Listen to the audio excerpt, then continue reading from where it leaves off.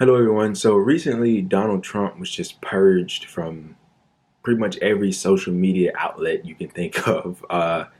And what I'm going to do in this video is try to explain to you why this isn't a good thing and why the people that are praising, you know, uh, the social media companies for this should stop and really self evaluate. So, first and foremost, Donald Trump and many conservatives on the right have been going after uh, what's known as Section 230, and that is it's essentially a provision that protects social media companies from being excuse me from being liable excuse me again to instances that I guess perpetuate violence among other things on their platform, and it doesn't necessarily hold them accountable. And so, what Donald Trump wanted to do, remember, he was holding up, I believe, stimulus deals to get this done, was repeal Section 230 because he believed that it suppressed right wing voices or conservative voices and what have you. But I don't necessarily agree with that. But there is something to be said about these big tech companies and the way they run um, their websites. So, first of all, Donald Trump is the president of the United States, whether you like it or not, and he's the most powerful man in the world.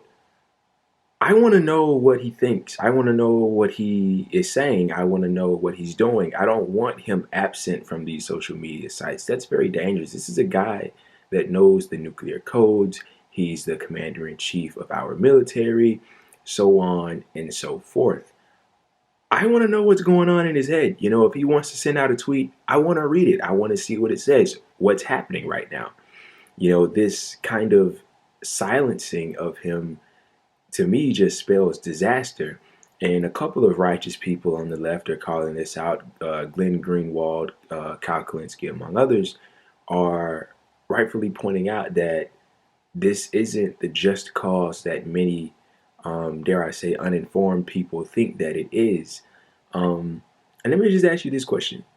Are you yourself satisfied with Jack and Mark Zuckerberg, among others, dictating what is acceptable and unacceptable?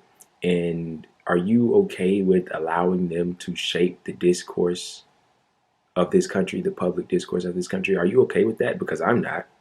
I don't want Mark Zuckerberg, telling me that, oh, this isn't okay, so we're going to remove this, or this person isn't good, so we're going to remove this person, even though there isn't really any ground to stand on for them doing so.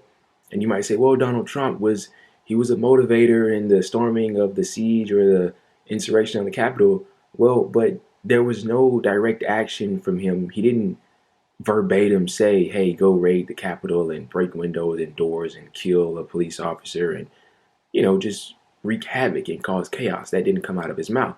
In Donald Trump fashion, he very blatantly said, rigged election, fraud election, very, very bad. Somebody should do something about it. I mean, I'm just saying it's very bad, very rigged election. I think it was fraud. That's what he said. That's all he said. And then, of course, later he came out and condemned it because so many people, I guess, got up his ass that he had to condemn it. And there were also reports saying that he thought that it was classless. This is an elite we're talking about. He's an elite. So, of course, he wouldn't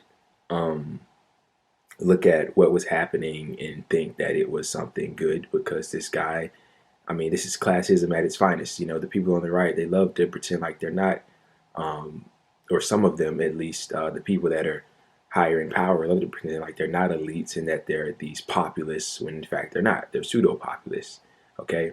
And they're elites to the very definition of the term, okay? So all of this is occurring in a moment where these huge monopolistic forces such as Amazon, Google, Facebook, and Apple are wreaking havoc on the markets that they exist in. Okay, and there was hearings around this time, not this time, around June last year, um, the Judiciary Committee came together and they were discussing how antitrust laws and things of that nature could help break up things like Amazon and Facebook and Apple and Google in their huge grasps on their prospective markets or their respective markets. And you have Amazon that are they're screwing over manufacturers and sellers. You have Facebook that's killing the market with acquisitions. They bought up Instagram, and they own four of the most used apps in the country, four of the seven most used apps in the country. And you got Apple, and the list goes on. And so what a lot of people are bringing up as well, and this is a very good point, is that there are worse people on Twitter and other social media apps than Donald Trump. Like, Donald Trump isn't the end all be all when it comes to sickos, and just bad people in general. Yeah, he sucks. But there's dictators on Twitter. There's murderers, rapists, people that have been convicted of heinous crimes. They exist. Do we get them away as well? Do we purge them? Like, where do we draw the line? Which is why we can't have individuals like Mark Zuckerberg and the rest making these kinds of decisions. And as Kyle Kalinske pointed out, and I have to agree with this, the president is the most powerful person in the world. If he can be silenced like this by people like Jack, then, what does that spell for this country? Now, Donald Trump, he doesn't need Twitter and all the other social media apps. He can, he has a media team, and he can go on Fox News whenever he wants, or Newsmax, or One American News Network. This isn't his only way to get his voice heard. But the fact of the matter is, people like me are saying that they shouldn't be allowed to do this, or at least you should question their action of doing this, okay? And not just take it for what it is and say, well, he did this, and a lot of people are saying, well, this will just ultimately come back to bite the left. Well, I have news for you. It already has, and it already is. Chapo Trap House was banned from Reddit. Leftist YouTubers, their content isn't being recommended, with the news like CNN and what have you, okay? And what this honestly reminds me of is Edward Sherman's and Noam Chomsky's manufacturing consent in their propaganda model. These huge corporations that run these big media companies and these billionaire CEOs, basically through power and influence and advertising, they leverage their power to, essentially hire people that won't challenge their positions and essentially preserve the status quo. And that's what all these huge media outlets do. And if we allow the action that's being taken to persist, then that will move on to other places like Twitter, Instagram, TikTok, Snapchat, etc. And I'd say probably the most confusing thing is that all these other people that are banning him, like, what he said didn't even happen on their site. I don't even know if it was the video of the tweet was on Twitter, but TikTok doesn't have anything to do with that. Snapchat doesn't have anything to do with that. Reddit doesn't. Shopify sure as hell doesn't. That's like an online store that these big corporations have banned from being able to, be attached to their sites. Parler is like a really friendly to far right wing ideology. Apple, Google, Amazon, a lot of these other big corporations got Parler up out of there. And I just think that these social media in general should be treated as a public utility, and there should be a lot of freedom associated with it. Now, of course, you can't directly call for violence. You can't harass people. And if you do, then action should be taken. But you can't definitively say that Donald Trump has done any of those things that I just stated. You just can't.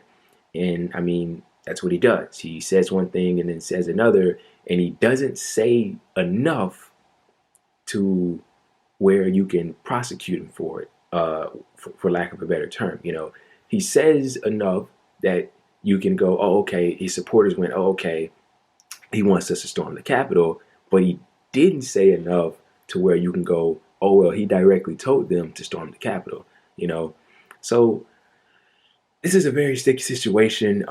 It seems like big tech is truly taking over, and hopefully someone can put a stop to it. I don't know what Joe Biden's views is on big tech and how they are swarming the market and actively shaping our discourse in the direction that it's headed, because that's exactly what they're doing. But hopefully a stop can be put to this. And if you do come across this video and you think that banning Donald Trump was the correct decision, hopefully this makes you pause and think a little bit differently, because I believe that it definitely should. And hopefully you can question the decisions made by these big CEOs and big social media websites in the future, because if you don't question things, then you can't find out answers. And if you just take things for what they are, then we can't really progress as a society, can we?